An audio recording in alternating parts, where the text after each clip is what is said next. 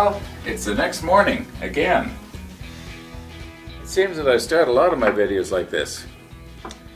Anyway, I just looked out my front door about 10 minutes ago and I shot this.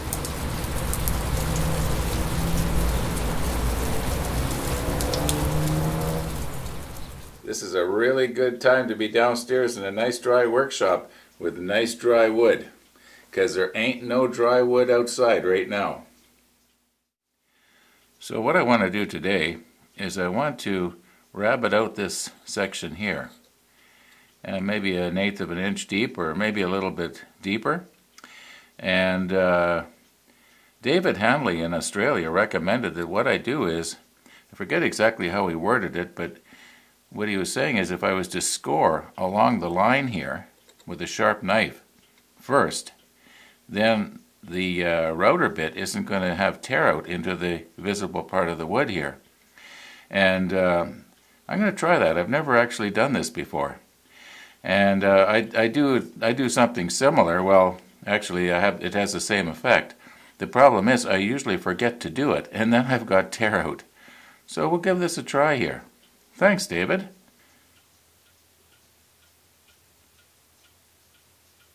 Now, it doesn't have to be a particular size one way or the other, as long as it's approximate. And what's really important is that this end and here are the same. So I just have to be careful not to allow myself to readjust this thing. I hope these clamps aren't going to be in the way now. Okay, that shouldn't move. Now what I'm going to have to do is to make sure that I keep the blade of the knife up against the ruler and not let it follow the grain of the wood. So I guess my first couple of passes I better not press down too hard. And I should angle the blade into the ruler. And once I get the camera out of the way, I'll be able to do a more precise job. Yeah, I think this is going to be okay. Well, I've made about 12 passes here now, and I'm guessing the blade went in about 1 millimeter.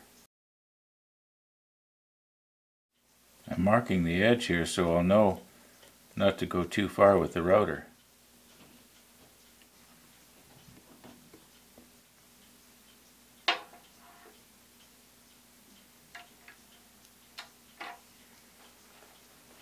Now the idea is simple.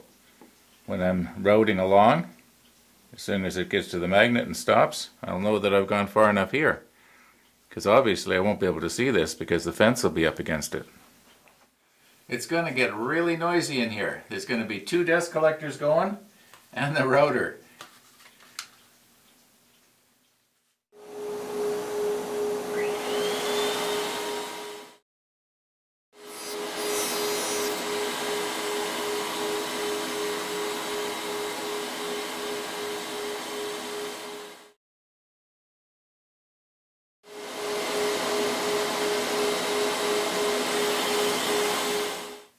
Well, I guess you noticed how this was tearing out along there, but this edge is pretty good, and that's the edge that's going to be visible.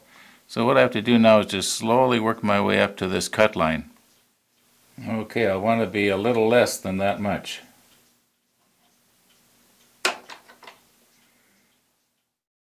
Now, I can't think of an easy way to measure this here, so I'm just sort of eyeballing it.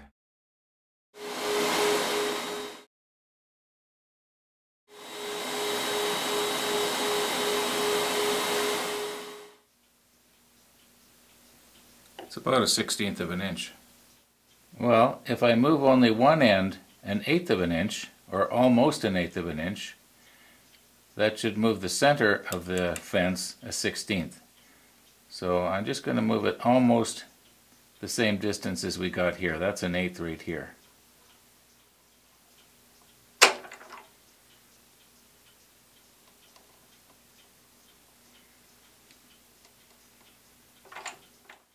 Well, maybe one little thing first. I already know where the edge of that's going to be. So I may as well just score this right now. Then I don't need to worry about it, something catching and ripping it out here. Mind you, it wouldn't be seen anyway.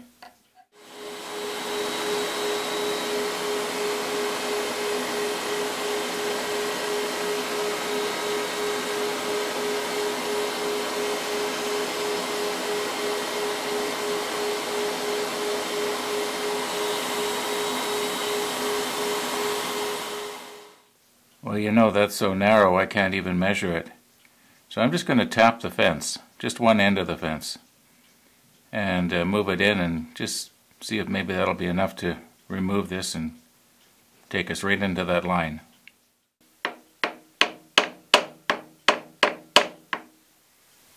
Okay, we'll try that.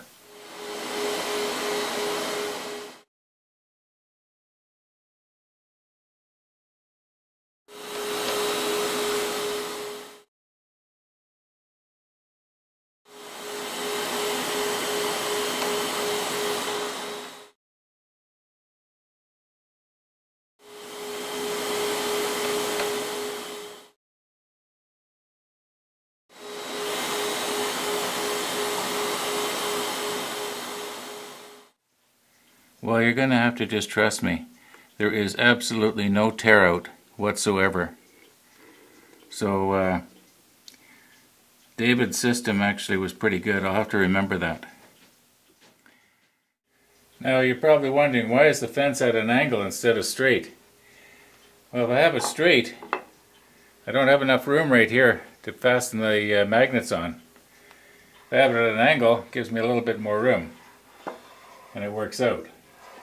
Another thing you're probably wondering, what is my system for avoiding tear out? Well, it sometimes works and sometimes it doesn't. And it's actually kind of dangerous because instead of going against the blade, I go with the blade. And it sort of takes a delicate touch. You can't push hard. If you push hard, it's just going to take off.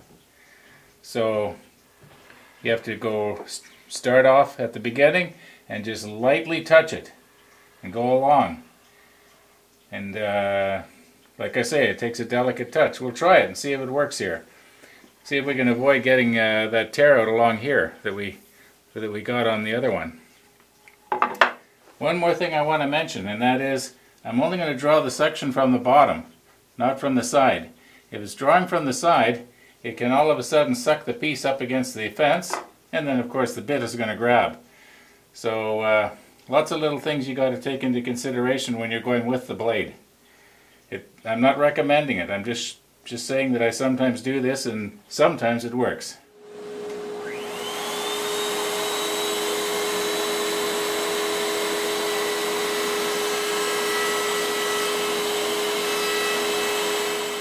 Now I was having an unnecessary problem there because there were little pieces catching on the grooves that were on the router table. I should have made sure that that piece was perfectly smooth. It would have slid along a lot better.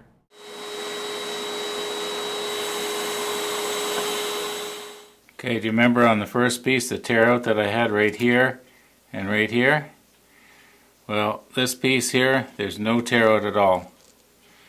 And of course, because we scored with a knife, there's no tear out here either. So I just take a chisel now and knock this out, and it'll be nice and square, and we're done.